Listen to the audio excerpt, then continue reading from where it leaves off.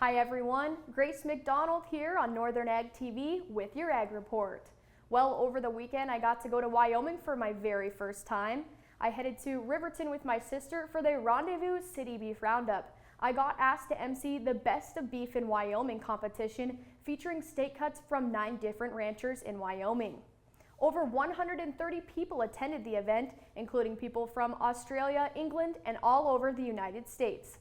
A special shout out to our new friends out of Grable, Wyoming, Flying E Meats. Not only were Nicole and Jack Geis great company, but they also produce great beef and ended up taking second in the beef competition for their outstanding texture, flavor, and smell of steak.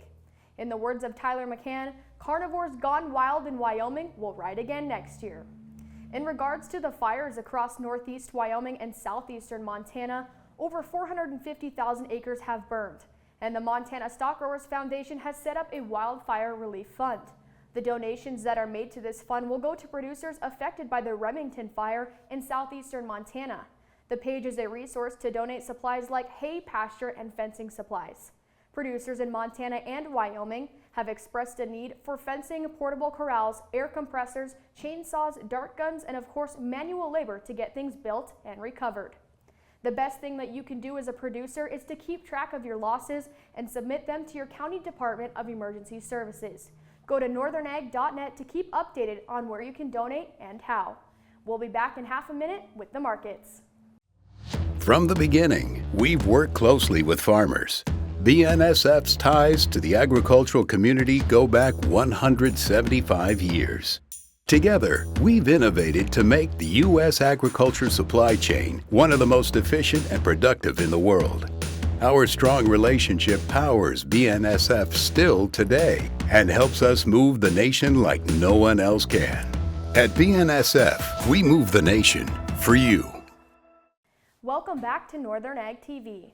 Well, we have a good national representation from Montana from a farmer herself. Kara Ronan from Laurel has been selected as the Next Generation Advisory Representative on the National Farmers Union Board of Directors. In addition to this new appointment, Ronan will also serve as an association board member with the Montana Farmers Union for 3 years. Montana Governor Greg Gianforte announced the purchase of 50,000 acres of habitat conservation land. Also known as HCL leases, these leases are meant to conserve habitats through incentive agreements, keeping the land in ag use for primarily livestock grazing. Landowners can agree to 30 or 40-year HCL terms. These 8 eastern Montana HCL totals 51,635 acres and are valued at over $6 million. Well, moving on to your markets, the livestock complex traded mixed into Wednesday's afternoon after seeing gains in the previous session. It seems that traders are likely starting to be more cautious as the week goes on and cash cattle bids are made. So far, no sales have been made and trade will likely begin today. Box beef continues to take a hit, that is, ending the day $2 lower at $309.95. Taking a look at some of the local cattle auctions, in Miles City yesterday, slaughter cattle sold on good demand.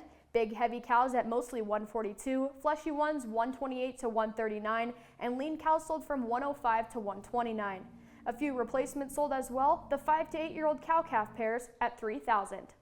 In Sioux Falls this week, slaughter cattle did sell mostly lower, however those thin cows $2 higher. Starting off with your lean cows, those ranged from 109 to 122, fleshy ones at 127 to 137, and big heavy cows 138 to 148.